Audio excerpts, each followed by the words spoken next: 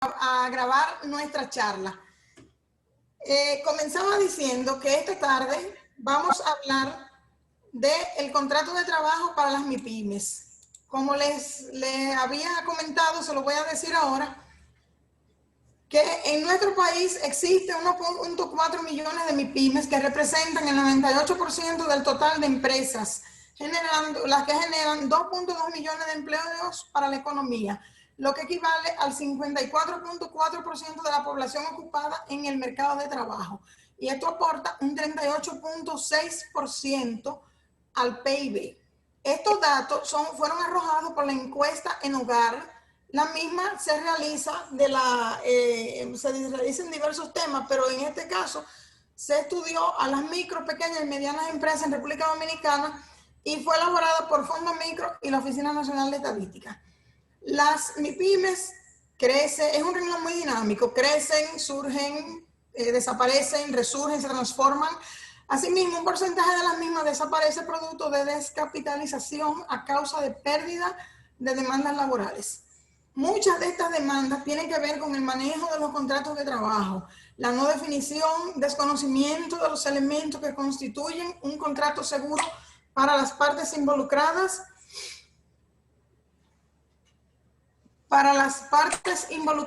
en el mismo, elementos que quedan difusos y la interpretación de las partes. En derecho, los términos de cualquier acuerdo deben quedar claros para las partes involucradas, para que si surgiera un conflicto, el impacto sea mínimo, tanto en dinero como en relaciones futuras.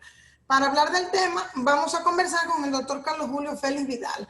Esta charla, este conversatorio, llega a todos ustedes y a nosotros como parte de las actividades que realiza el Centro PYME de Barahona.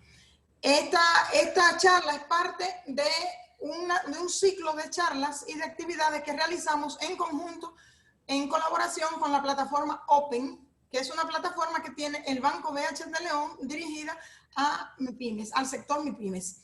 Entonces, voy a hablar de nuestro centro. Nuestro centro funciona en Ucateva, es el Centro MIPYMES Ucateva. Nosotros les ofrecemos al público, a nuestros clientes, capacitación, asesoría empresarial, vinculación y asistencia técnica especializada. Nuestro centro funciona con asesores especializados y con asesores generales.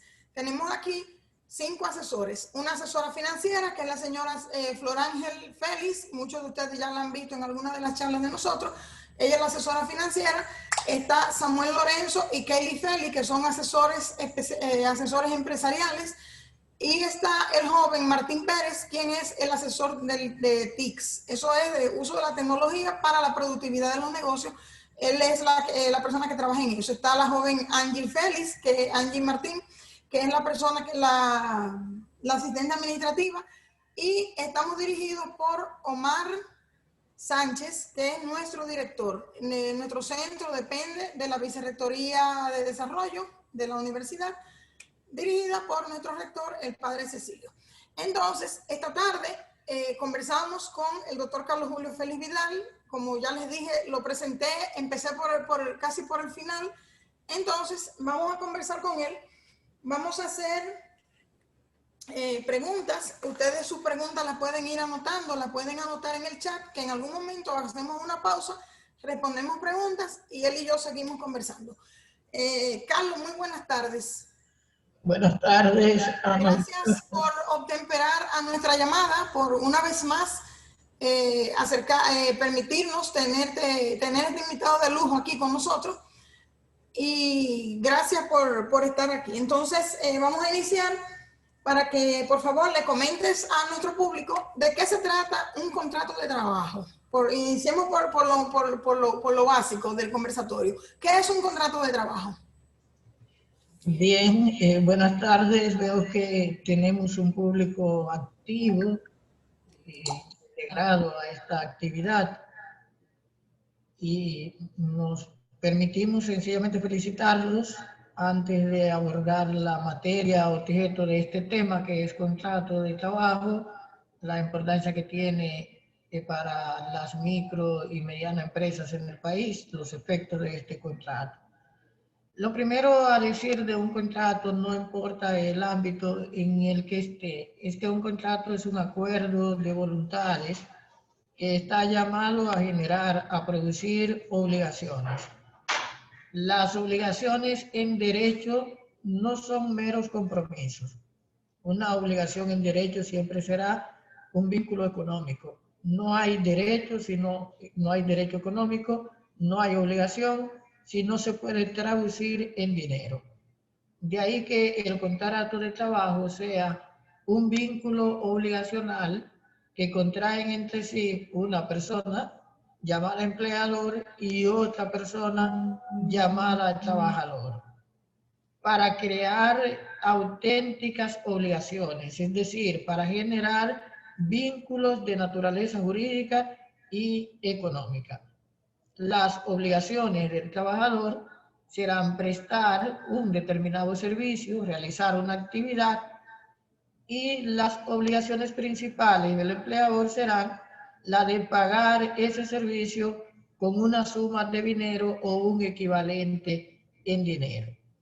El contrato de trabajo tiene unas características que otros contratos no tienen. Es un contrato donde hay subordinación. Normalmente los contratantes se colocan en unos planos en los que la subordinación no es un requisito. Pero en el contrato de trabajo hay una persona que va a prestar una actividad subordinada a otra persona. Esto es lo que caracteriza el contrato de trabajo. El pago de un salario por la realización de una actividad que va a prestar una persona bajo las órdenes o las instrucciones de otra. El contrato de trabajo tiene una característica adicional, que es que su cumplimiento es sucesivo. Distinto a un contrato de venta que se hace y termina sus efectos, los produce en el momento en que se realiza, porque es un contrato instantáneo que transfiere el derecho de propiedad del vendedor al comprador en el momento en que se formaliza la venta. El contrato de trabajo no concluye sus efectos en el momento en que se conviene, sino que está llamado a ir produciendo esos efectos en la medida en que pasa el tiempo. Por esto, el contrato de trabajo puede estar afectado por algunas figuras como son la suspensión, que en un determinado momento el contrato sigue vigente, pero las obligaciones quedan suspendidas. El contrato de trabajo, por ser de esta naturaleza, se puede extender por años y durante estos años puede ir produciendo efectos que se van cumpliendo, como es la prestación del servicio y el pago del salario, pero generando derechos a favor del trabajador, como son las indemnizaciones que tienen que ver con prestaciones laborales, como son los derechos adquiridos y como serían también las bonificaciones. Por esto el contrato de trabajo hay que verlo con unos ojos diferentes a cómo se ven en los contratos ordinarios. Son las ideas básicas de este contrato. Obviamente, quienes pueden ser parte en este contrato, el trabajador, pero en nuestro derecho, a diferencia de algunos derechos extranjeros, solo las personas físicas o las personas humanas pueden ser trabajadores. En cambio, el empleador puede ser una persona jurídica o moral, como puede serlo también una persona física. Estos aspectos son básicos para tenerlos en cuenta en una discusión donde tenemos microempresarios que pueden haber constituido una entidad que tenga las características de una persona jurídica o persona moral. Esas son las ideas básicas del contrato de trabajo en términos de definición. Muy bien, entonces, Carlos, ¿desde qué momento se puede decir que existe un contrato de trabajo? ¿Hay que hacer alguna formalidad? ¿El contrato de trabajo necesariamente tiene que estar escrito? ¿Se puede hacer un contrato verbal o hay que esperar firmar el contrato para que el trabajador empiece a trabajar? Cuéntanos un poco de eso. En la naturaleza del contrato de trabajo es una naturaleza sui generis. Se señala que el contrato de trabajo es un contrato realidad. Esto significa que si existiese un documento donde se dice que la relación que mantienen entre sí dos personas no es laboral, por ejemplo, sino que es comercial, no es laboral, sino que es de transporte, pero los hechos determinan que la relación ni es comercial ni es de transporte, entonces al final se impone la realidad y no lo que dice el documento. El contrato de trabajo empieza donde empieza la subordinación y donde se conviene el pago de un salario. Toda relación donde una persona preste un servicio a otra, un servicio de naturaleza personal que pueda implicar movilidad de recursos, se presume que es relación de trabajo, pero no siempre obviamente es así. Por eso el contrato de trabajo tiene como su elemento característico la subordinación, porque puede haber pago de dinero y no haber salario.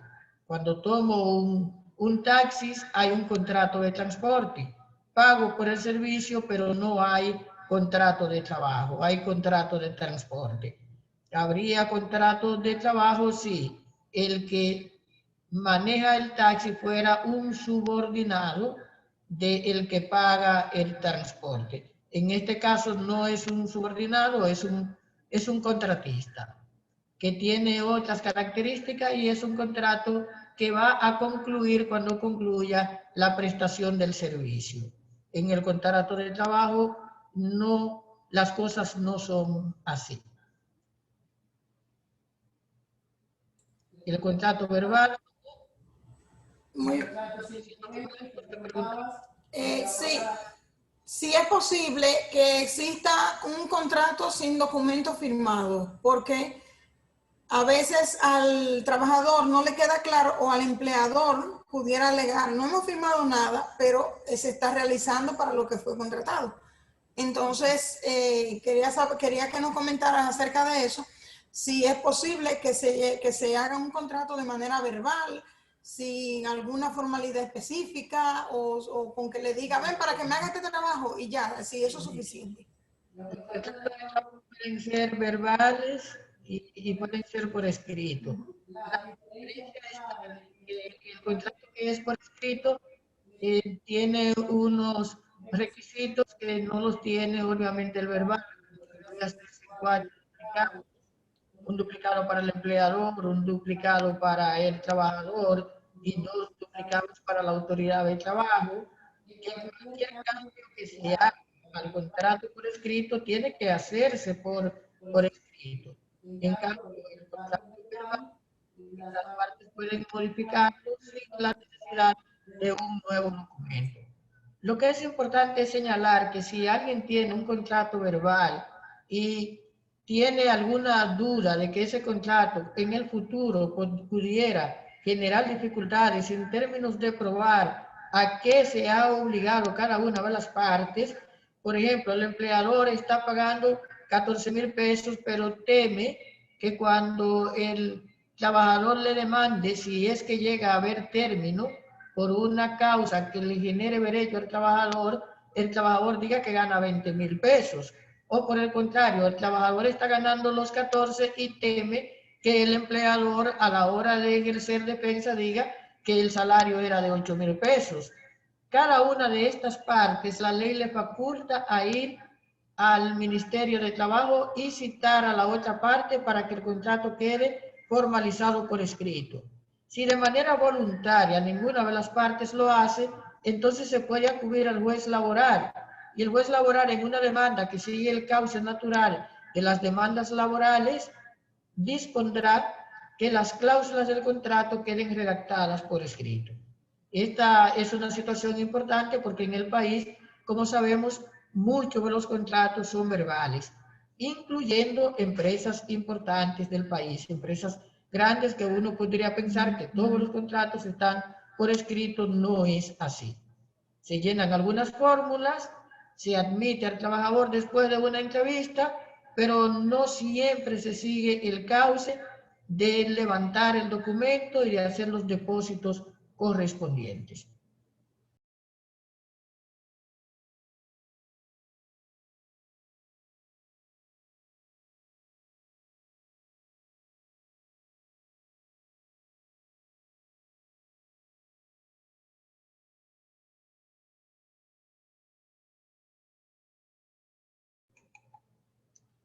Bien, tuvimos una ligera interrupción para los amigos que están por allá. A mí me gusta ver a la gente activarse porque ahí tengo personalidades importantes en este grupo y si se activan, levantan la mano, dan un saludito, hacen algo. Bueno, por allá está Ezequiel saludando. Ahorita veía al hermano Estil, a Manuela, a Jensi, veía a Andy, a Alejandro Holguín, a Alexi, a Agni Pineda. ¿Y dónde están esa gente?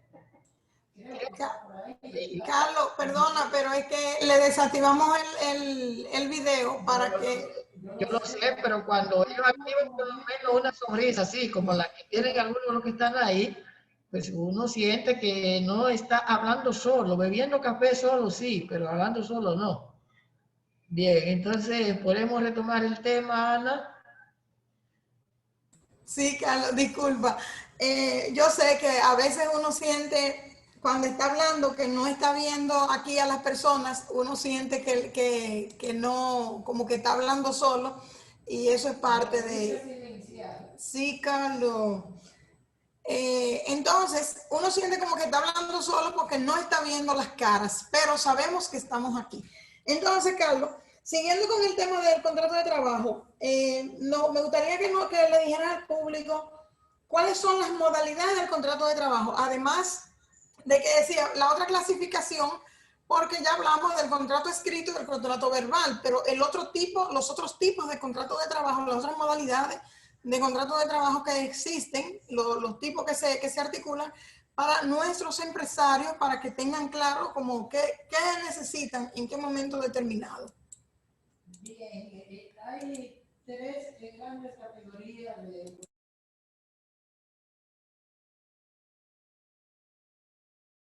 Tiene que mandar. Bien, aquí estamos en vivo y será frecuente que a veces yo diga lo que no se oye allá, pero como estoy con una anfitriona que me lo recuerda, entonces estamos ante una pregunta que ella nos formula: ¿cuáles modalidades de contrato de trabajo existen y qué importancia tienen estas modalidades de cara a un microempresario o a un mediano empresario? Hay tres tipos de contrato de trabajo. El contrato por tiempo indefinido, que es el que genera la mayor parte de las demandas en el país. Un contrato es por tiempo indefinido cuando no se ha establecido con anterioridad su término y cuando la naturaleza de las labores que está llamado a realizar el trabajador son continuas, son ininterrumpidas, es decir, son actividades que son constantes y permanentes de la empresa. Una empresa no puede decir, por ejemplo, si es una empresa que presta servicios de venta de materiales de papelería, que un vendedor no realiza una actividad permanente. Se presume que todos los vendedores ahí son trabajadores por tiempo indefinido. Sin embargo, hay otro contrato que es por cierto tiempo y uno se pregunta, ¿puede una persona que tenga una empresa de este tipo contratar a alguien que realice una actividad cuya naturaleza es permanente, contratarlo por cierto tiempo? Sí, el código permite que se haga, siempre que se justifique un incremento de las actividades de la empresa por un periodo, especialmente en las etapas navideñas, etapas de Semana Santa. Las empresas contratan trabajadores y lo hacen por cierto tiempo. La característica del contrato por cierto tiempo es que se dice desde cuándo se inicia y cuándo está llamado a terminar. Sí, la empresa continúa después de llegado el término del contrato, utilizando los servicios del trabajador, entonces se va a entender que el contrato fue por tiempo indefinido y no se contará el tiempo como indefinido desde el día en que sigue empleándolo después de haber llegado el término, sino desde el día en que le contrató por el trabajo para cierto tiempo. Esto es importante que lo tomen en cuenta los microempresarios, porque en este caso el documento que tienen que dice que es 3 meses, 2 meses, 4 meses, no va a prevalecer sobre la realidad de que el trabajador ha permanecido en la empresa más allá del tiempo convenido. El otro tipo de trabajo es el que se llama trabajo para una obra o servicio determinado, que normalmente se emplea en actividades ligadas a la construcción o actividades parecidas. La idea es que estos contratos, el contrato por cierto tiempo y el contrato para una obra determinada, no generan prestaciones laborales. El contrato por tiempo indefinido genera prestaciones laborales a partir de los 3 meses de haber sido concluido. Es la diferencia entre ambos. Pero cuidado, Ana, en confundir una cosa con la otra. Si hago un contrato por 4 meses y a los 2 meses despido al trabajador, pues lo ordinario es que deba pagar en los 2 meses que no lo empleo. De ahí que es conveniente saber de antemano por qué tiempo le voy a necesitar y no colocar un tiempo que vaya a ser superior a las necesidades que tengo. Lo mismo con una obra determinada. Le contrato para una determinada obra, por ejemplo, para que me haga pintura a 10 edificios y después que va por el edificio séptimo, le digo que ya no necesito sus servicios. Entonces, en este caso debería pagar los 3 edificios que no me ha pintado todavía, porque el contrato que hizo fue por contrato para una obra o servicio determinado. Estas cuestiones hay que tomarlas en cuenta a la hora de convenir la modalidad del contrato que queremos. En principio, todo contrato se podría entender concluido, como señalamos, por tiempo indefinido por la naturaleza del trabajo que se realiza. Los demás deben quedar expresamente convenidos entre las partes su naturaleza. Muy bien, gracias por esa explicación así tan fina. Pregunta Carla Paulino que si los contratos por una obra determinada deben ser depositados en el Ministerio de Trabajo. Se podrían depositar, y si no se depositan, entonces sería el principio que señalábamos de que el contrato de trabajo es un contrato realidad y que lo que impera al final es lo que en la realidad ocurre, lo que en la realidad pasa. El empleador que es previsorio es el que más deposita contratos. El que no lo es, normalmente no lo hace. Este tipo de contrato, claro está, para una obra y servicio determinado, pueden llegar a convertirse en contrato por tiempo indefinido si a la misma persona se le contrata para 2 obras en un margen de tiempo que permita presumir que el contrato es por tiempo indefinido. Es decir, lo contraté por 4 meses para unos edificios que estoy haciendo en la Charles de Gaulle y pasa un mes y lo vuelvo a contratar para unos edificios que estoy haciendo en Villamella y ya el señor tiene 8 meses trabajando y solamente hubo un mes entre las 2 obras, se presume que el contrato es por tiempo indefinido, aunque yo tenga 2 documentos que digan que es para obras determinadas. Ok, muy bien. Tengo otra pregunta. No vamos a hacer una ronda de preguntas, pero hay una pregunta que tiene que ver con este temita. Pregunta Roy Franco. Él dice que tuvo un accidente laboral y que el riesgo laboral está cubriendo lo del accidente. Eso él pregunta que si la empresa puede terminar el contrato solo o solo pagarle el seguro médico hasta que se recupere. Si está accidentado habría que ver cuál es la consecuencia del accidente. Si él dura más de un año sin poder prestar servicio, entonces tiene derecho a la asistencia económica que se establece en el artículo 82 del Código de Trabajo. Eso significa que el contrato termina porque ya se entendería que no sería útil después de un año para el empleador. El contrato se ha mantenido por una situación de enfermedad suspendido. Durante ese tiempo el sistema le ha respondido a él por las consecuencias de la enfermedad, si ha habido seguro de riesgos laborales, y el empleador entonces debería indemnizarle por lo que establece el Código de Trabajo. Si tiene 3 meses a 6 meses, estaría recibiendo 5 días de salario el empleador. Si tiene de 6 meses a un año, 10 días. Y si tiene más de un año, 15 días de salario por cada año de prestación de servicio. Es la disposición del Código Laboral. Bueno, Roy, esperamos haber contestado tu pregunta y cualquier duda, pues puedes llamar al doctor o acercarte al Ministerio de Trabajo. Otra pregunta, Carlos, para... ¿De la anfitriona o es de la de los amigos? No, de mi entrevista, de mi entrevista.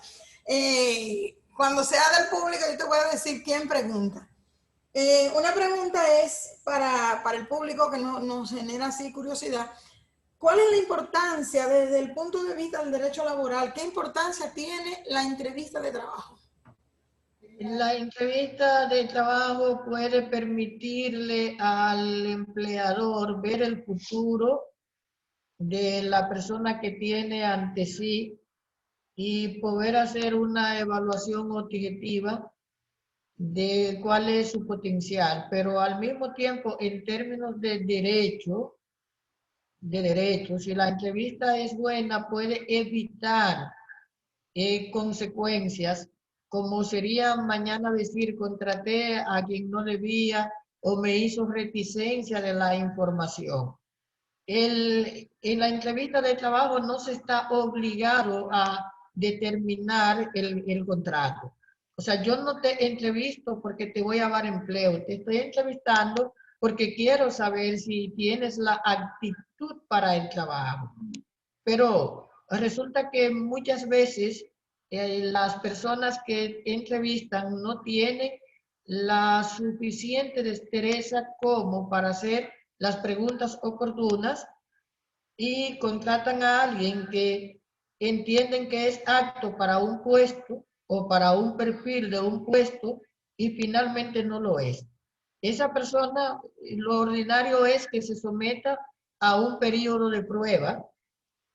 Se llama así en nuestro derecho al periodo previo a los 3 meses. ¿Qué ocurriría si después de ese tiempo esta persona no tiene el perfil? No podríamos decir que es una falta y que por eso lo voy a despedir, porque no tiene el perfil cuando en la entrevista de trabajo el perfil debió quedar determinado. Obviamente la entrevista de trabajo puede ser problemática porque hay algunas preguntas que podrían ser tomadas en cuenta para una persona que no ha sido contratada para hacer demandas en daños y perjuicios contra empleadores. Voy a explicar esto. O sea, no tengo que ser trabajador para hacer una demanda que esté vinculada con un empleador. Si llego a una empresa y me pregunta el empleador si soy adventista y los adventistas no trabajan los sábados y el empleador me deja ver que no me va a contratar porque soy adventista, yo podría demandar al empleador por discriminación laboral basada en mis convicciones religiosas. Entonces el empleador tiene que ser cuidadoso si pregunta, si hace un tipo de pregunta de este tipo, porque él tenga una tendencia a excluir porque la persona forme parte de un determinado grupo, de una determinada etnia o tenga una determinada condición. Por ejemplo, el empleador no está obligado a contratar a una mujer embarazada. Él no está obligado a contratarla, pero no puede ser el motivo para no contratarla el embarazo. Él, si pregunta si la persona está en gestación o no, tiene que saber manejar esa información, porque a la hora de no contratarla, si el motivo fuese discriminación por motivo de embarazo, entonces podría tener consecuencias que en un determinado momento pueden incluso rayar con el plano penal, con la ley 2497 que establece determinadas sanciones cuando hay discriminación laboral por motivos de raza, religión, etnia, sexo, condición social o personal del trabajador. O sea, la entrevista es importante para tener un nivel de información, para ver la actitud y la capacidad del trabajador, y los planos que toque la entrevista deben ser planos ordinarios y uniformes para que en un determinado momento no den pie a lo que serían demandas ligadas a este tipo de discriminación. Incluso hay una ley especial que protege a las personas que tienen VIH o SIDA, y si alguien les entrevista y deja ver que por esa razón no le contrata, o si una vez estando trabajando le va a despedir por esa razón, entonces está claro que habrían o podrían haber consecuencias. Las entrevistas deberían ser una parte importante para tener una visión, entrevistar a más de una persona para un empleo, para tener las opciones mejores dependiendo de cuál sea el perfil del puesto y lo que el empleador busque. Pero sabrás que hay microempresas que el propio propietario es el que hace las entrevistas, él es el presidente, es el administrador y es el gerente de recursos humanos. En muchos casos, estos roles o estos papeles no se distinguen bien. Y por eso están ustedes los asesores. Carlos, hay una joven que está haciendo una pregunta, Carla Paulina, ella pregunta que si contrata a una joven por tiempo determinado y antes de terminar el tiempo, la joven le informa que está embarazada, ella pregunta que si el contrato continúa hasta que ella dé a luz o termina en su tiempo establecido. Entonces, esa pregunta te la estoy haciendo con relación al tema de que teníamos en la lista aquí, que si es posible despedir a una mujer embarazada. Entonces, para que nos comente del tema ese de las embarazadas, la pregunta de Carla Paulino y con relación a la otra parte de que si es posible despedirla y en qué momento, cómo podría ser ese tema. Bien. Una cuestión es contratar a una persona por cierto tiempo.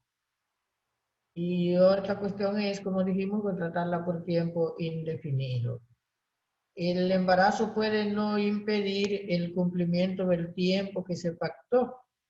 Si es un contrato por cierto tiempo, lo razonable es que si ha de concluir antes de los 45 días previos al parto, que el contrato, la persona que lo haya hecho haya visto que estaba embarazada, porque de no ser así, entonces o era muy reciente el embarazo. Los contratos por cierto tiempo normalmente no son largos, son contratos por un periodo muy corto.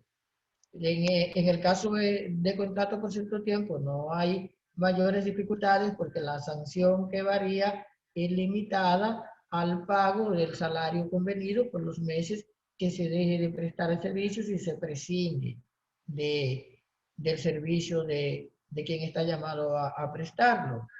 En el caso de contrato por tiempo indefinido, el embarazo obviamente es más complicado porque tú no puedes despedir una mujer embarazada. Tú no la puedes despedir por el motivo del embarazo.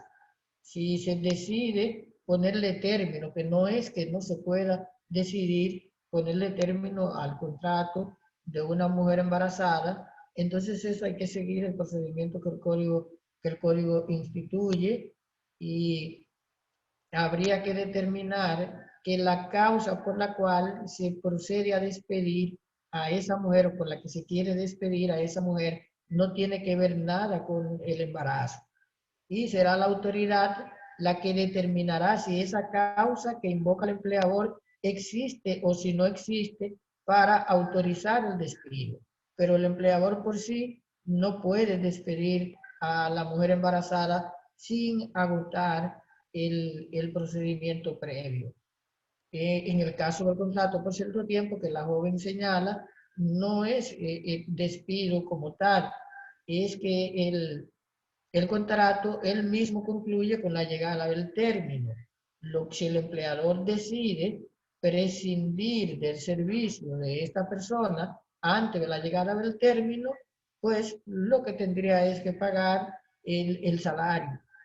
Y estoy hablando de que si voy a contratar a alguien que está embarazada, que puedo contratarla para un trabajo por cierto tiempo, quien ha dicho que no, si me ha comunicado y yo conozco la información, yo tendría que saber que durante el tiempo del descanso previo y del descanso posterior, ese tiempo yo no debo contar, porque ese tiempo es un tiempo en que ella no está apta para prestar el servicio sin colocar en riesgo la salud del niño, su propia salud y el sano desarrollo de la criatura en esa etapa en la que el legislador le concede el beneficio de una licencia remunerada. Por eso no luce prudente, como esto es más para tomar los casos para evitar conflictos, no luce prudente contratar a una mujer que esté próxima a la etapa previa donde se le concede licencia por maternidad para un contrato por cierto tiempo, porque una buena interpretación nos llevaría a entender que ese tiempo no se contaría en el que se ha convenido para el trabajo por el cual se le contrató y que el empleador estaría tácitamente asumiendo la obligación de pagarle la licencia. Bueno, Carlos, tengo dos preguntas, pero si nos paramos a contestar preguntas en el camino, que a veces se desvían un poco del tema que estamos hablando, no vamos a terminar con las informaciones en general que habíamos pautado para llevarle al público. Por eso seguimos con las preguntas de aquí, con las mías. Hay una situación que es una situación así bien de hecho y bien común. Resulta que cuando establecemos una MIPYME, normalmente, como tú mencionaste ahorita, el propietario es el gerente, el propietario, el encargado de recursos humanos, el mercadólogo, el que compra, el que vende, el que hace todo. Pero muchas de esas MIPYME contratan, el dueño o la dueña contrata a sus hijos mayores o menores de edad, pero vamos a suponer que sean mayores de edad, contrata a sus hijos no tanto para ahorrar manos de obra, sino para involucrar a los hijos en el negocio, y el negocio es una empresita familiar, una empresa familiar grande o pequeña, la que sea. Entonces, muchas veces, cuando se ha contratado un hijo para trabajar en el negocio, en la empresa, como que no queda claro si el hijo es empleado, si el hijo solo está ahí ayudando, si el papá le paga un salario, si el padre solo le da algo para sus gastos menores los domingos. Entonces, en ese sentido, te quiero preguntar, ¿será posible que una situación así, es si el papá debe contratarlo de manera formal a un hijo, un sobrino que tenga ahí con él en el trabajo, en el negocio? ¿Deberá contratarlo de manera formal, registrar el contrato de trabajo, poner en las mismas condiciones?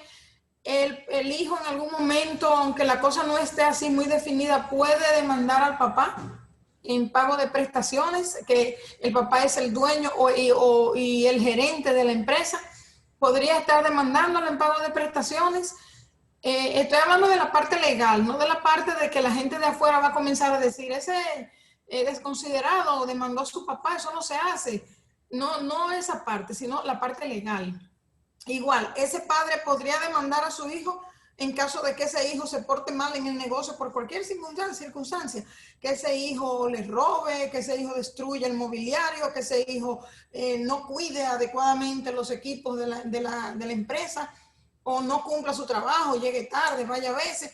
Esas situaciones que se dan de hecho, las hemos visto, son pasibles de demanda. ¿Cómo opinas que se debe manejar eso? Bien, la pregunta es importante en base a la cantidad de microempresas que tiene este país. Creo que ahorita hablaba de que hay 2.4 millones de microempresas en un país que tiene 10, casi 11 millones de habitantes, y tú tienes 2.4 microempresas. Tú me estás diciendo que la mayor parte de las personas del país están vinculadas a microempresas, porque en una microempresa pueden haber 2 o 3 empleados, y si multiplico 2.4 por 3 me está dando una población muy alta. El hecho es que el contrato de trabajo no es de esos contratos que tiene impedimento para concluirse entre padres e hijos. Sabemos que hay algunas relaciones jurídicas que el legislador las ha prohibido entre personas que tienen vínculos de consanguineidad o que tienen vínculos de afinidad. Y el contrato de trabajo no es uno de esos contratos. Sabemos también que hay determinados contratos que realizan los menores de edad, que están permitidos en el país desde que el menor tiene 14 años. Y conocemos que el menor emancipado a los 16 años puede contratar sin la autorización de los padres, y todavía no estando emancipado, es emancipado laboralmente a partir de los 16 años. ¿Qué ocurre? Que el padre tiene un menor que desde los 14 años está trabajando con él en una actividad que no es peligrosa y que no le interrumpe la actividad económica, la actividad escolar, y este menor 16 años después, cuando tiene 20, demanda al padre en prestaciones laborales, porque él señala que existía un contrato de trabajo. Puede ser un tema complicado, porque el padre podría entender que es un deber del hijo aportar a la manutención. Obviamente, es el deber del padre mantener al hijo mientras es menor de edad. El contrato de trabajo puede quedar configurado en esa relación si hay un salario y si hay una subordinación. Y en otras palabras, si el muchacho es de manera permanente que está haciendo el servicio en la empresa del padre, si por ese servicio el padre le está pagando, y si el muchacho durante el horario en que debe prestar el servicio está obligado a estar ahí. Es evidente que el contrato de trabajo existe, aunque no haya documentos, si se da el salario, si se da la subordinación, si hay este vínculo necesario entre el capital que está en manos del padre y la actividad que está en manos del hijo. Pero no tiene que ser en esta relación necesariamente un contrato de trabajo, porque podría haber una sociedad de hecho que se haya fomentado en esa actividad, donde el padre haya puesto capital y el hijo esté poniendo trabajo, y que no sea entonces un trabajador, sino un socio, y que en determinado tiempo los beneficios se repartan. Lo cierto es que en la vida familiar es muy difícil en un determinado momento manejar una cuestión de este tipo, donde el hijo demande al padre, pero que tiene derecho a demandarlo, sí, y que puede prosperar la demanda también, si se probara que en la realidad él es un subordinado que percibe un salario por parte del padre, que presta el servicio de manera efectiva. Es lo que te puedo decir. Ojalá que no haya una cantera de demandas de hijos a padres por actividades de este tipo, aunque sí ya conozco que este tipo de demandas se han presentado en más de una ocasión en el país. Y el tema de los socios, Carlos, como se da mucho en las MIPYMES, en el mundo de las MIPYMES, se asocian 2, 3, 4 amigos, constituyen una sociedad comercial y deciden que esos socios van a aportar al desarrollo de la sociedad sus competencias, sus capacidades, su experiencia en determinadas áreas. Esos socios pueden ser empleados de las MIPYMES, es decir, son socios, pero también pueden ser empleados, percibir un salario, reclamar prestaciones, manejarse así, aparte de los beneficios que van a tener en su momento.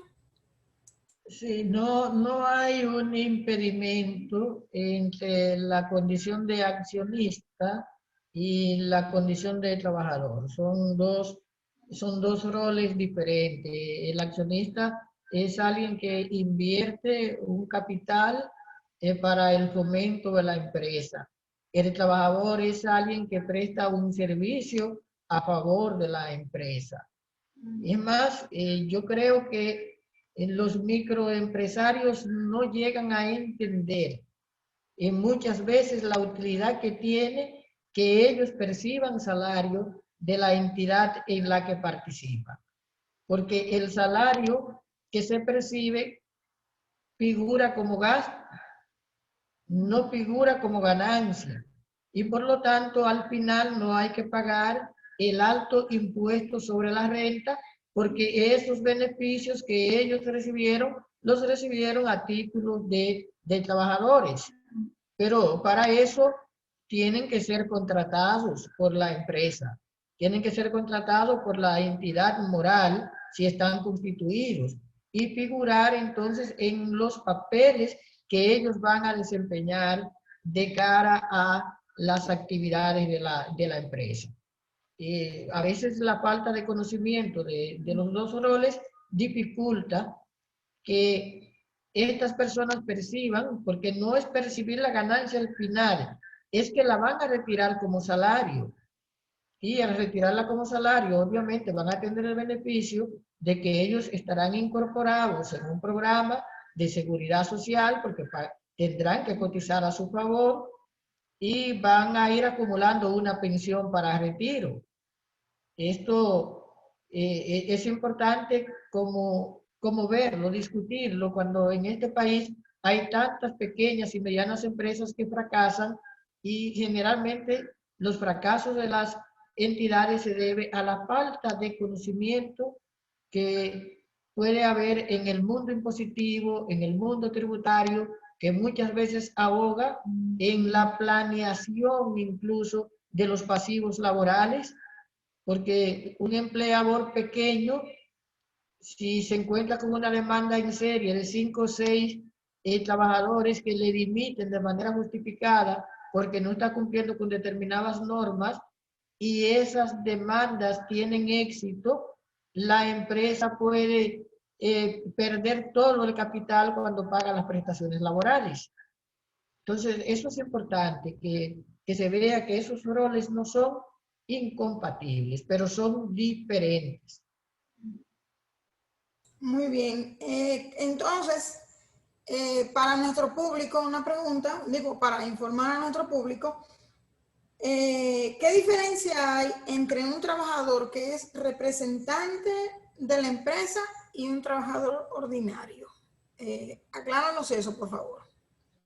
Bien.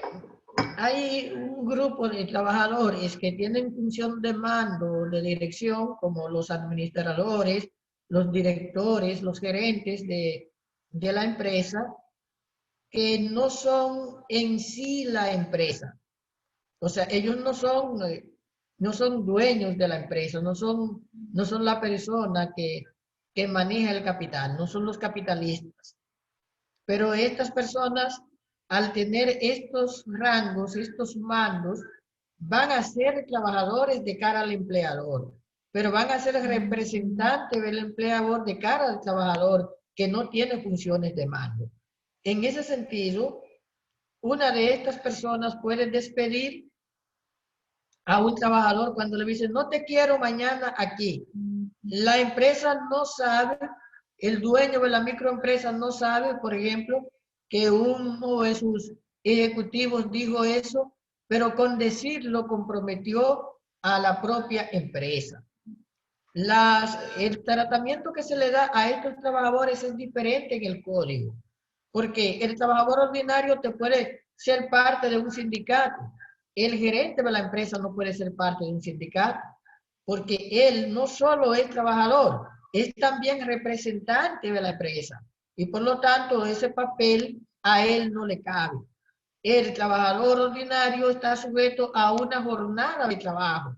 El que este representante no está sujeto a esa jornada de trabajo. Él no está como el otro, que todos los días son 8 horas y tiene que cumplir las 8 horas y después de las 8 horas le pagan horas extra o le pagan horas extraordinarias, porque no se contemplan estos beneficios para ese tipo de trabajadores. Claro, tiene otros beneficios que compensan esas limitaciones también. Tienen mejores salarios, tienen una cobertura mayor en la toma de decisiones y puede haber más flexibilidades en términos de paquetes, en términos de beneficios. Esas son las diferencias más importantes entre quién representa y quién sencillamente cumple con la función de trabajador. Muy bien, gracias por esas aclaraciones. Tengo una pregunta de Miladis Martí. Ella pregunta que si en el caso de la regalía navideña, ahora los empleados que están suspendidos desde marzo solo se les va a dar la regalía en base a los primeros 3 meses del año. Que interesante esa cuestión. Ya hay 2 o 3 personas que se nos han acercado con esa pregunta, porque como que no ha quedado un poco claro el tema. Bien, el tema ahí es complejo por la causa de suspensión, que no se debe a una causa ordinaria de las que normalmente ocurren en las empresas, sino a una causa extraordinaria. Se debe a una pandemia y a una disposición, en algunos casos incluso con connotación política. El Estado ha estado asumiendo a través de algunos programas el pago a estos trabajadores, aun cuando ellos no estén prestando los servicios. Lo que se ha estado planteando por una parte de la doctrina jus laboralista del país es que esta cuestión sea abordada, así como el Estado está pagando el salario sin estar trabajando, que pague el salario navideño sin estar trabajando. Nadie va a entender en el país que tú pagues julio y agosto y que tú pagues septiembre y que hayas pagado mayo y que cuando llegue diciembre, que es donde la gente más cuarto necesita, que entonces tú digas que esa gente no va a tener dinero. Ese salario 13 a la gente que está en fase le va a salir o le sale del presupuesto nacional o los empleadores llegan a un acuerdo con el Estado o con entidades, porque ¿quién se va a echar encima a tanta gente sin comer pollo y gomita en esos días? No, eso no es concebible. Muy bien. Tengo otra pregunta. Pregunta a alguien que está usando un iPhone, que si dice que si el contrato de trabajo se suspendió en la página de CISALRIL por la pandemia para obtener los beneficios del programa FASE, pero en la realidad la empresa no ha dejado de elaborar, pregunta que si el cálculo de prestaciones será normal. ¿Y el cálculo de? Si las prestaciones salen normales, es decir, la empresa no dejó de elaborar, de trabajar, ¿verdad? De ofrecer los servicios. Pero esa empresa se acogió al programa FASE, se registró en CISALRIL así formal, recibió el programa FASE, recibió los beneficios del programa FASE. Entonces el empleado pregunta, o alguien aquí pregunta, que si una persona que está en FASE, pero que la empresa no dejó de trabajar, si las prestaciones en su momento le van a salir regulares, sin interrupción, o cómo va a ser ese tema? La postura que ha asumido la doctrina y la jurisprudencia es que la suspensión del contrato de trabajo lo que limita son las obligaciones principales. Es decir, el empleador deja de pagar el salario, en el caso de FASE los salarios se están pagando, aunque lo paga el Estado, y el trabajador deja de prestar el servicio. En este caso no hay suspensión, sino que es otra modalidad de asistencia al empleado, que más que ser al empleado, yo entiendo que es al empleador. Es que la obligación la están cumpliendo por el empleador en empresas que se les ha dado un determinado incentivo para que se mantengan abiertas. Y el Estado cubre hasta cierto punto parte de esas obligaciones. Al final, cuando se calculen las prestaciones laborales, hay que tomar en cuenta que esa suspensión, donde el trabajador estaba prestando servicio, independientemente de quién le pague, va a ser computada como si la suspensión no existiera. Para fines de prestaciones laborales no se va a tomar en cuenta, sino el tiempo del inicio del contrato hasta el tiempo en que termine el contrato. Ya lo saben empleados que nos escuchan, que están presentes aquí, y ya lo saben dueños de micro, pequeñas y medianas empresas que se acogieron al programa FASE. Vamos a seguir con nuestras preguntas que trajimos previamente. ¿Cuál es la diferencia, o por favor explícanos la diferencia entre ausentarse del trabajo y abandonar el trabajo? Que hemos visto que en la práctica hay como que no queda claro, o a algunos empresarios o a algunos trabajadores, empleados, no les queda claro qué es ausentarse y qué es abandonar el trabajo. Bien, para explicarlo, ambas son faltas previstas en el artículo 88 del Código de Trabajo que pueden dar lugar al despido justificado. La ausencia es no ir al trabajo. Para que la ausencia dé lugar a despido justificado, tiene que producirse en dos días consecutivos o 2 días en el mes. El trabajador no fue durante el mes 2 veces y ya está en falta. El empleador le puede despedir sin prestaciones laborales.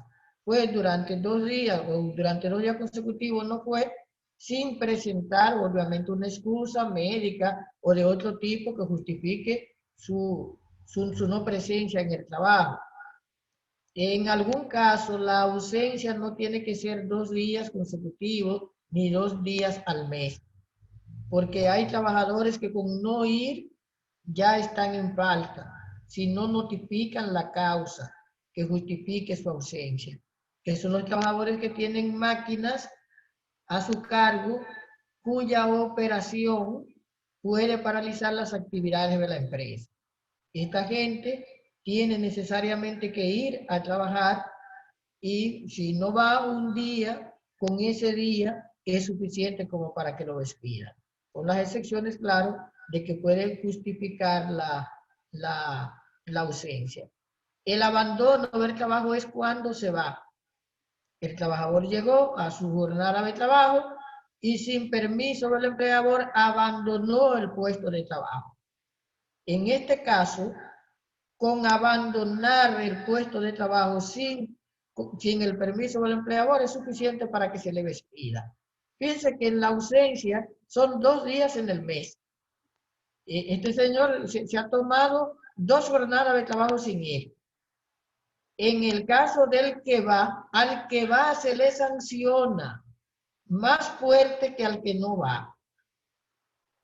Si a usted le duele la cabeza y usted cree que no debe trabajar porque la cabeza le duele mucho y estamos en agosto, usted no va y presenta su excusa y no lo pueden despedir porque usted solo faltó un día al mes.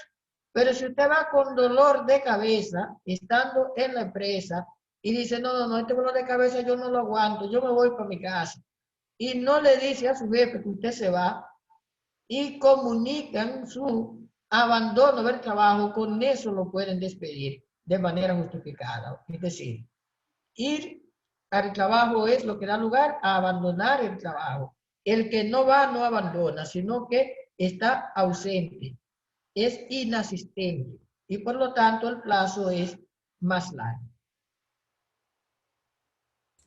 Nos aclara el licenciado Manuel Sena, que dice que 3 días sin justificación o 3 días en el mes, que eso es lo que establece el código y la ley 4108. Gracias, Manuel. Tengo aquí 2 preguntas, Carlos, antes de que sigamos. Dice la 4108, eso es de administración. Ah, ok. Manuel Sena, que eso es de administración. Dice Carla Paulino que cómo se notifica al Ministerio de Trabajo las faltas que comete un empleado, que si en CISARRIL hay una opción para hacerlo o hay que hacerlo de manera presencial. Pregunta Carla Paulino.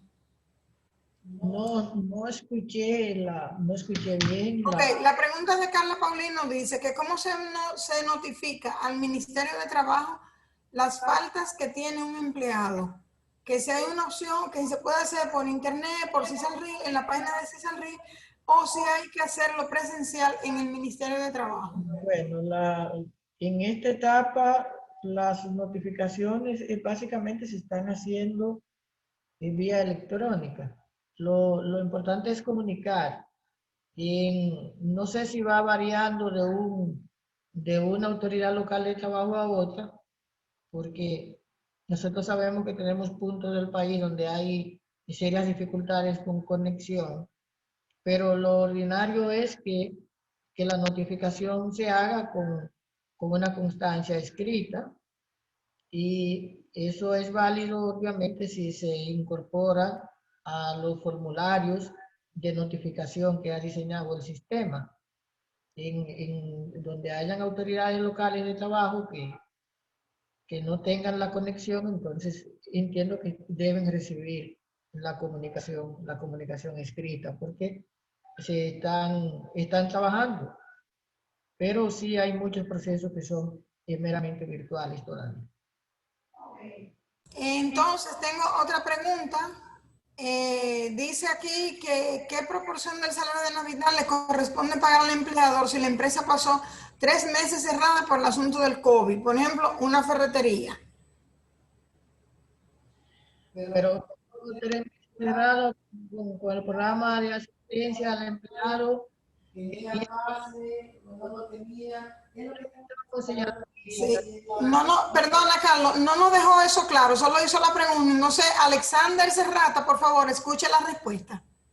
Yo digo, si lo que estamos viendo ahorita, porque la pregunta era casi es muy parecida a la que se tenía ahorita, si el Estado ha estado pagando pase ya para que la gente se quede en casa, o ha estado dando asistencia para que las empresas se mantengan en actividad, si va a haber salario navideño, lo que yo veo, no estoy diciendo que sea una política oficial, pero lo razonable es que si el gobierno dominicano le ha venido pagando a el empleador para que pague salarios en meses que no tienen la trascendencia de diciembre, es que se haga el esfuerzo para que a los trabajadores se le pague el salario 13. Esos recursos deben venir de alguna parte, porque no habría forma de manejar el descontento popular si en diciembre a la gente se le deja después de una pandemia sin el respiro de la Navidad. Y nadie está bien en Navidad, con pandemia o sin pandemia, si no come pollo. Eso era lo que decíamos, si no se bebe un vinito, si no tiene un ponche, dependiendo de quién sea, porque aquí hay gente que ponche, que se va a beber.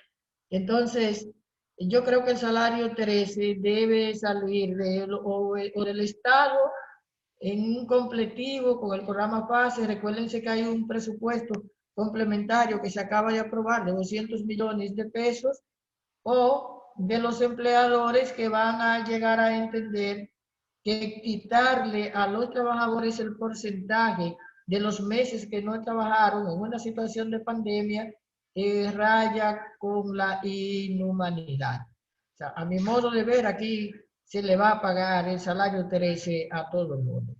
A mi modo de ver, no me crean ustedes a mí siempre, porque esto no es una profecía ni nada, pero es lo razonable, que si hemos dado cuarto a gente que no está trabajando y que no trabajó, debemos darle también el salario que le corresponde por el incentivo navideño, que no es una regalía, es un derecho.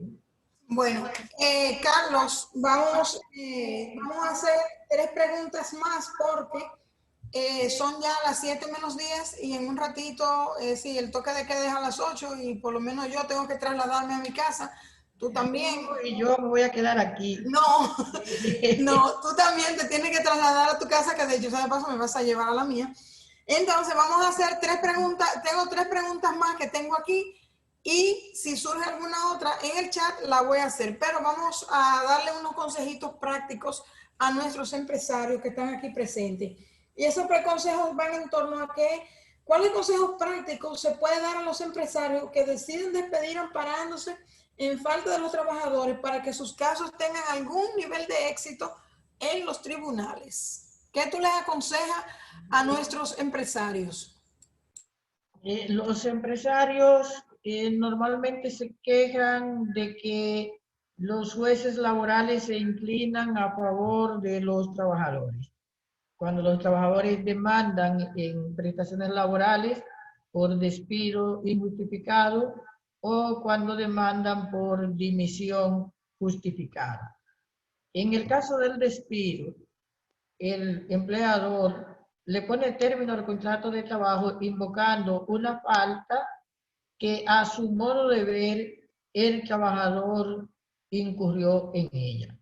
Una falta es una conducta que es imprudente, es una conducta que vulnera la obligación de prestar el servicio con eficiencia, la obligación de responder con honestidad ante el empleador, y esta conducta, el empleador que despide, si el trabajador demanda, queda a cargo del empleador probar la falta.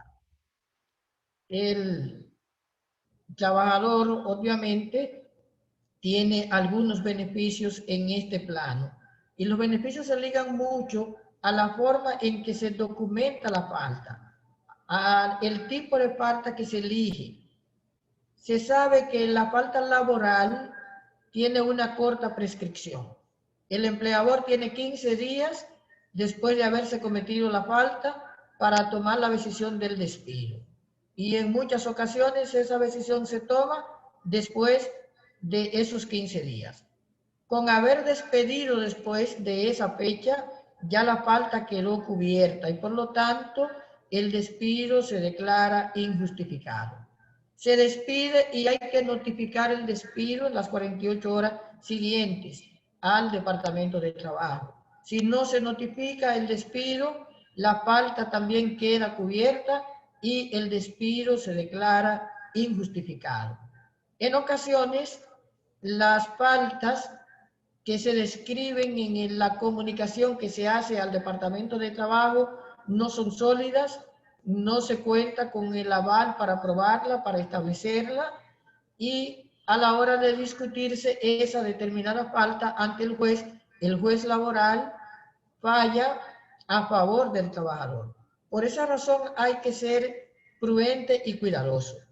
Si voy a despedir porque mi pretensión es no pagar prestaciones laborales, lo primero es que tengo que verificar que la falta la pueda probar. Que la falta sea una de las que se indican o varias de las que se indican en el artículo 88 del Código de Trabajo. Si digo que el trabajador abandonó el trabajo, que lo abandonó, entonces yo tengo que haber documentado ese abandono, porque no es sencillamente decir que el trabajador en el momento en que le llamo no está, que el trabajador que no ponchó a la hora que debía hacerlo, porque pueden haber varios factores que el trabajador tenga como coartada para establecer que las cosas no son como las he dicho. Si digo que es una falta de ética o de probidad porque el trabajador sustrajo artículos de la empresa, yo tengo que tener las pruebas básicas para establecer que esa falta se produjo. Al margen de un proceso penal, porque la cuestión penal y la laboral, aunque puedan tener coincidencias, son diferentes en términos de proceso, en términos de procedimiento. De hecho, se puede conceder beneficios de prestaciones laborales a un trabajador que sea condenado penalmente.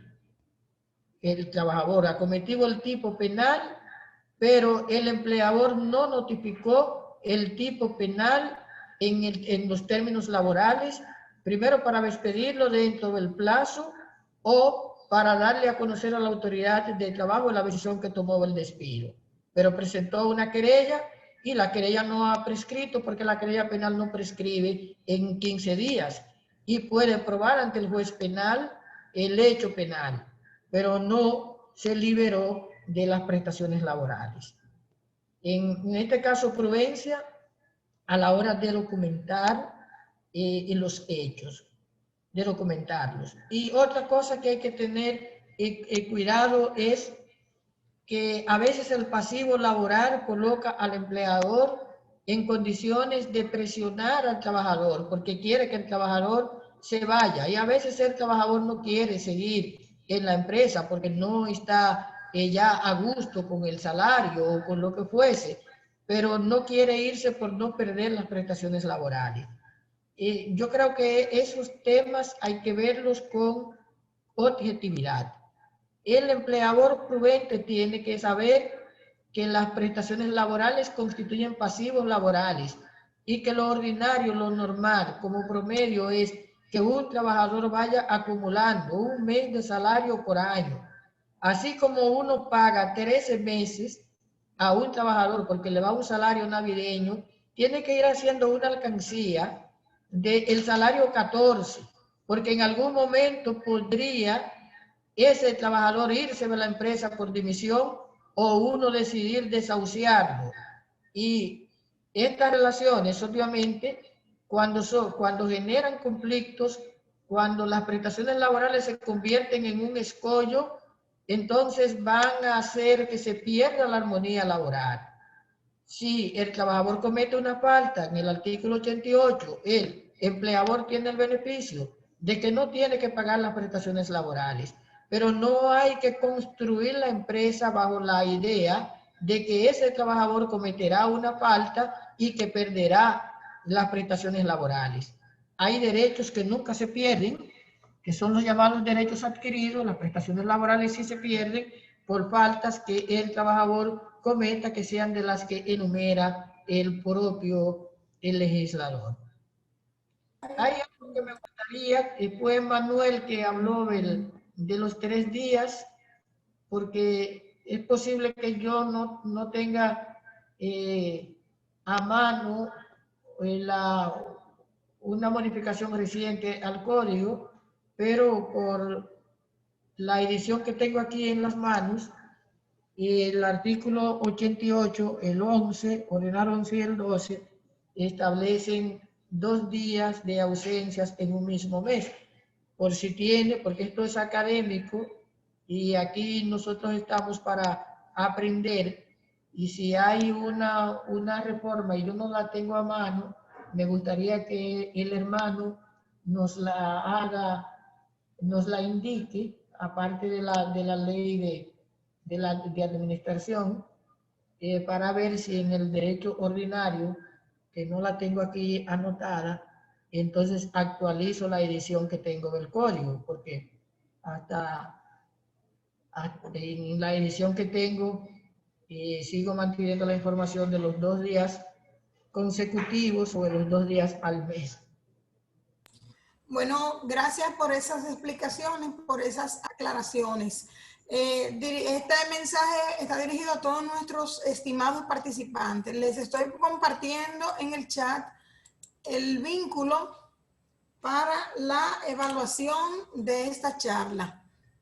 Esta es la evaluación para nosotros, es importante porque la evaluación nos permite saber cómo nos hemos desempeñado, qué puntos debemos mejorar, cuáles son nuestros puntos fuertes, para seguir fortaleciendo nuestros puntos fuertes y para mejorar aquellos puntos en los que hemos presentado alguna debilidad. La evaluación es importante porque también ahí ustedes pueden manifestar cuáles temas en algún momento les interesa que nosotros llevemos y manejemos aquí para ustedes. Entonces, les comparto el link, ya se lo compartí, se lo hemos compartido 2 veces en el grupo. Por favor, llénenlo. La grabación de esta charla les va a llegar principalmente a los que llenan, a los que nos evalúen, para retroalimentarnos. Esperamos por sus respuestas. Vamos a tener 2 preguntas más con el doctor para pronto dar finalización a este encuentro. Yo sé que surgen muchas preguntas, este es un tema que siempre genera preguntas y uno se queda así como que quiero un poco más. Una de las preguntas es, Carlos, ¿puede un empleador, oye bien, demandar en pago de prestaciones laborales a su trabajador? Preguntita, porque como que suena tal vez bizarro, pero es algo que nuestros empresarios deben conocer y nuestro público. Bien, las prestaciones laborales en el argot jurídico dominicano incluyen partidas que se conocen como cesantía y preaviso. El empleador no puede demandar a un trabajador por cesantía, no puede hacerlo, pero si el trabajador decide ponerle término al contrato de trabajo, él está obligado, porque se puede desahuciar, o sea, el desahucio es común para el trabajador como para el empleador. Teóricamente, el empleador podría demandar por los días de preaviso que le fueron omitidos por el trabajador. En la práctica no ocurre.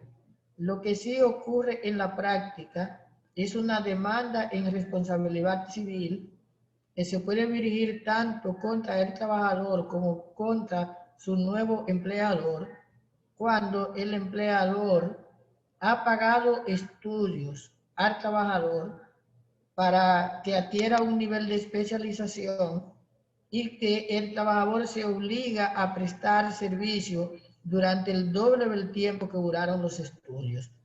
Por ejemplo, en el caso tuyo, este programa te paga una maestría en negociación, porque quiere que tú manejes ese capítulo.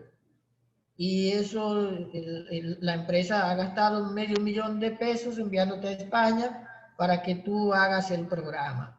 Tú te obligas, si el programa duró 1 año, a prestar servicio por 2.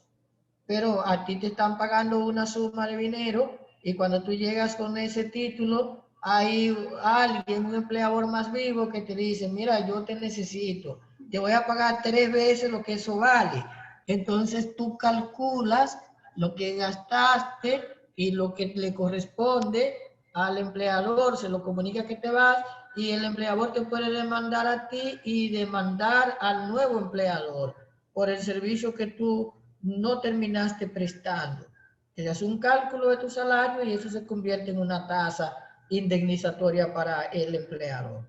En la práctica, esta demanda sí, para evitar generalmente las competencias desleales entre empleadores, se suele hacer. Lo normal es que el empleador te amarre con el contrato de estudios y el código dice que hasta el doble del tiempo tú deberías estar prestándole servicio al empleador.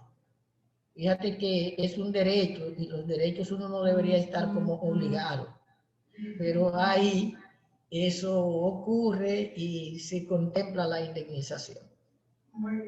Muy bien, gracias. Dos preguntas y terminamos. La siguiente pregunta, ¿es diferente una empresa desde el punto de vista laboral y desde el punto de vista del derecho comercial?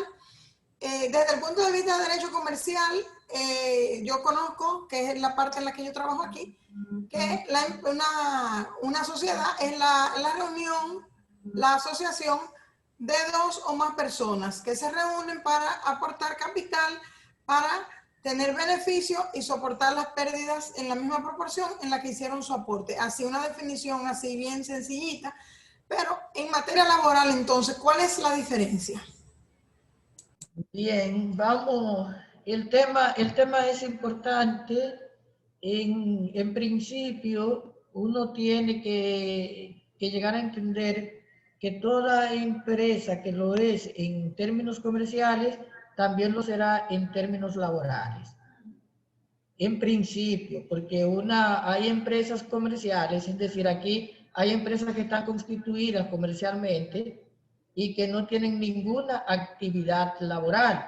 Por lo tanto, solo son empresas en términos comerciales y no lo son en términos laborales porque no tienen actividad. Pero pueden haber empresas laborales en todos los estamentos de la sociedad donde haya producción de bienes y servicios. Una empresa laboral es sencillamente un centro de producción de bienes y servicios. Eso significa que si el muchacho que está en el parque tiene un chimichurri y tiene un ayudante, ahí donde está ese chimichurri hay una empresa laboral, porque hay un centro de producción de chimichurri y hay alguien que está cobrando por ayudar al otro. Claro, que fíjate que puede haber una empresa comercial, decía ahorita, puede haber una empresa comercial de un solo dueño. Y con esta modalidad que incorporó la nueva legislación comercial en el año 2009, es posible tener ya la sociedad sin tener el número de socios que antes se exigía, que eran 7 por lo menos. ¿Qué ocurre? Que si un señor tiene una empresa y él es el único dueño y la empresa es comercial, él podría ser trabajador de la empresa, pero no ocurriría lo mismo si es una empresa solo laboral de único dueño, porque en derecho laboral, la idea de trabajo es trabajo subordinado y es trabajo asalariado. De ahí que la señora que tiene una fritura y ella es la única que fríe y vende, ella no trabaja en términos del derecho laboral. Claro, no se lo voy a decir en su casa que ella no trabaja, porque ella trabaja, ella presta un servicio, pero no está protegida por el derecho laboral, porque ella no es subordinada de sí misma, ella no se paga un salario a ella misma y por lo tanto no cae dentro del concepto de trabajadora, pero cae dentro del concepto de empresaria. Si yo la veo desde un punto de vista, desde otro punto de vista, porque ella genera una actividad que es productora de riqueza. Pero en derecho laboral tiene que haber subordinación. Y la subordinación se puede dar de una persona jurídica que es diferente a la persona física que la haya constituido. En este caso, la empresa de único dueño pudiera tener esa dualidad, es decir, yo constituyo la empresa, soy el dueño único y soy el único trabajador de ella. Puede ser si la empresa es comercial porque está formalizada. En derecho comercial, obviamente, la formalización es un requisito para uno entender que la entidad existe. En materia laboral no tiene que haber formalización. Es la realidad lo que hace que la empresa sea laboral. De manera que donde hay trabajadores, producción de bienes y servicios, hay empresa laboral. Carlos, en el tema de la sociedad individual de responsabilidad limitada, que es a la que la gente de la calle le dice empresa de único dueño, resulta que esa empresa no es una sociedad, ¿verdad?, sino es una empresa. Resulta que normalmente el propietario es el gerente y se asigna un salario. Entonces, la persona jurídica, que es la empresa individual de responsabilidad limitada, contrata a la persona física, que es el propietario, que se designa él mismo como gerente. Eso la ley de sociedades comerciales lo contempla, y en los hechos es lo que más sucede, que alguien se constituye en empresa individual de responsabilidad limitada y esa misma persona entonces es el gerente a su vez de la empresa. La última pregunta para que terminemos, porque ese tema es relevante porque constituyó la innovación más significativa en derecho comercial en el país, que te cambió el esquema tradicional que se tenía y el fraude de que el señor era el único que aportaba, sí, pero tenía que tener testaferros ahí. Entonces, sincerizó una realidad nacional. Pero yo no puedo contratarme si la empresa solo es laboral. Para contratarme tiene que ser también, estar formalizada en la forma en que magistralmente tú lo has dicho. Correcto. Y la última pregunta para que finalicemos, lamentando mucho nuestro querido público, no quisiéramos poder quedar aquí toda la noche con una lista larguísima de preguntas y contestando sus preguntas, pero vamos a hacer una última pregunta para luego proceder a despedir. La última pregunta tiene que ver con un temita ahí medio extraño. Un empleador contrata a una persona. Pasó el periodo de prueba, pasó 1 año, 2 años, 3 años. Esta persona decide prescindir de los servicios de ese empleado y alega incompetencia, alega que esa persona no está apta para desempeñar ese trabajo. ¿Tú consideras que eso luce, que eso es válido, que eso es correcto, o desde el punto de vista legal, que una persona después que tiene ya 1 año, 2 años, 3 trabajando, desempeñando un trabajo, el empleador no ha tenido ninguna queja, pero entonces llega un momento en el que decide despedirlo y va y alega que esa persona no es competente para realizar ese trabajo cuando la naturaleza de la actividad para la que fue contratada no ha cambiado? ¿Eso es legal? ¿Eso procede? Cuéntanos de eso, por favor. Esa es una de las pocas faltas que el código se ha ocupado de decir que no se puede invocar 3 meses después del contrato de trabajo. O sea, tú tienes 3 meses para determinar si esa persona sabe hacer bizcocho o no. Entonces tiene 2 años haciéndote bizcocho y ahora tú lo despides porque no sabe hacer bizcocho. ¿Y qué pasó? Que le estaba pagando para hacer bizcocho en esos 2 años. Entonces, claro está, una persona puede llegar a hacer los bizcochos bien y darle una trombosis y vuelve al trabajo y ya no sabe hacer los bizcochos iguales. Pero yo no la puedo despedir porque no tiene la actitud o porque no tuvo la actitud en el momento en que le contraté. Esos 3 meses pasaron. Ahora yo tengo que buscar, si es que la quiero despedir, una razón que no sea esa, porque ya esa quedó cubierta. Ya la persona tiene una enfermedad, ya ha disminuido la capacidad, ya tiene otra situación y lo correcto no es ni siquiera despedirla, sino acudir a las normas de asistencia, si es que tiene una incapacidad, porque también es bueno que se sepa que las incapacidades generan unos derechos laborales, pero es interesante porque como cambia tanto esto, uno puede ser contratado como chofer de taxi en una empresa que se dedique a eso y de repente los nuevos taxis ser pequeños helicópteros. Y entonces uno aprendió a manejar los benditos taxis que era por tierra y ahora tiene que ir a buscar a los pasajeros por encima de los edificios. Y entonces ahí el empleador tendría la obligación de capacitar al trabajador, de colocarlo en condiciones de manejar esos nuevos taxis. ¿Qué ocurre si ese trabajador no puede manejar esos nuevos taxis, que no le da el cerebro para manejarlos. Lo puede despedir porque no sabe manejar lo nuevo. Cuando él cambió la actividad, o sea, cambió la forma, la dinámica de la actividad. No podría despedirlo por eso.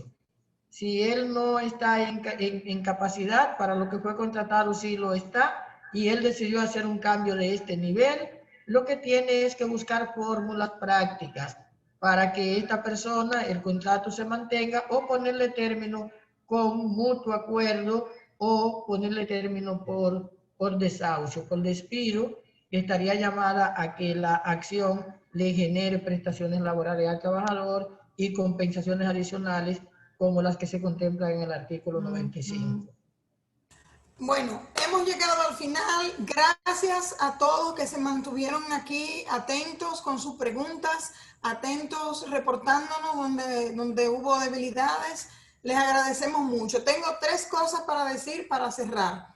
Primero, muchas gracias por asistir, muchas gracias por obtemperar a nuestro llamado una vez más. La segunda, el próximo 11 del mes 9, nos vamos a encontrar de nuevo en esta misma plataforma con este mismo invitado para hablar de otro tema que a ustedes también les agrada y les interesa mucho, que es los riesgos laborales en las MIPYMES. Este tema es un tema de mucha vigencia, un tema de mucha actualidad, un tema siempre pendiente, siempre aquí. Entonces, los invitamos para que el día 11 de este mismo mes, o sea, el próximo viernes, nos encontremos de nuevo con el mismo invitado y con esta anfitriona que está aquí para conversar de riesgos laborales. Pero la próxima vez ya vamos a tener corregido el tema del audio, lo que pasó al inicio, pero eso fue subsanado.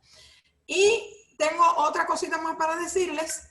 No olviden llenarnos la evaluación que está colocada aquí en el chat, se les colocó la evaluación.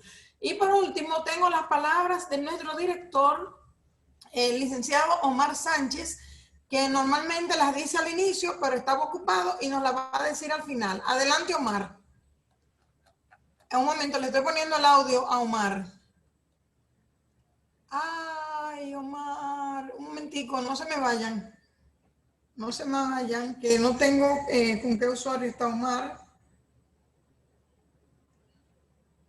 Un momentico. Omar, ¿con cuál usuario estás en la lista? Un momentico, por favor.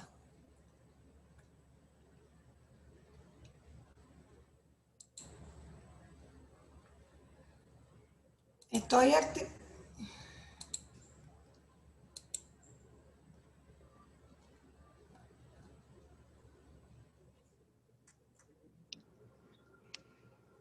Bien, buenas noches a todos y todas. ¿Me escuchan, verdad, Ana? Sí, ahora sí, Omar. ¿Me escuchan? Sí, se te escucha, Omar. Ana, quiero confirmar si me escuchan a todos. Ah, bueno. Ana, Levanten la mano, por favor, para que Omar sepa que lo estamos escuchando. O digan hola. En el chat, alguien que me diga si me escucha, que ya estamos terminando. Ajá. ¿Me escuchan, verdad que sí? Sí, se le escucha. Dile que sí.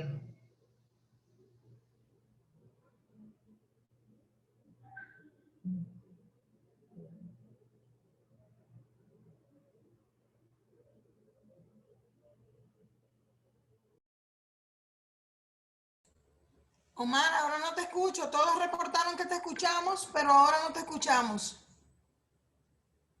Omar.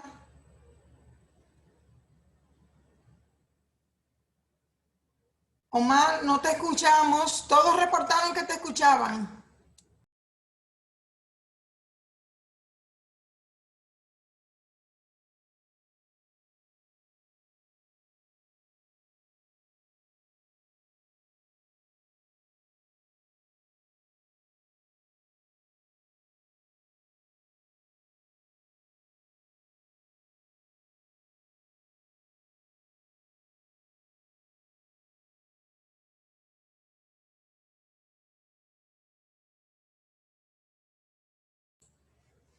Omar, ¿estás en línea? Omar.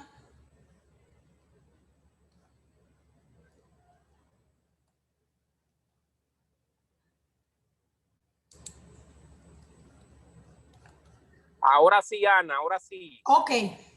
Que no escuchaba bien. Agradecemos a todos que hayan llegado hasta este momento, ¿verdad? Con todos los inconvenientes técnicos. Saben que esto es en vivo. Como director del centro MIPYME Jucateva, le damos las gracias a todos por haber estado participando en este evento. A Ana, felicitarla por esta magistral conducción y desde luego al señor Carlos por esta también excelente exposición que sabemos que ha llegado a esta hora por eso mismo, por lo bueno que ha sido y también nos ha mantenido cautivos con este interesante tema que sabemos que continuará, ¿verdad, Ana? Con las demás sesiones que tendremos más adelante. Sí. Agradecer a la plataforma Open del Banco BHD, agradecer nueva vez a la Jucateva y al Centro MIPYME y a todo el equipo que ya Ana ya mencionó al inicio, incluyéndola a ella, que eso es lo que hacen posible este tipo de eventos. Evalúenos para seguir creciendo y seguimos adelante. Muchas gracias y buenas noches. A Ana, a su casa, que ya es hora de toque de queda. Y al doctor, que muchas gracias por todo. Gracias a todos. Buenas noches y desconecto. Gracias.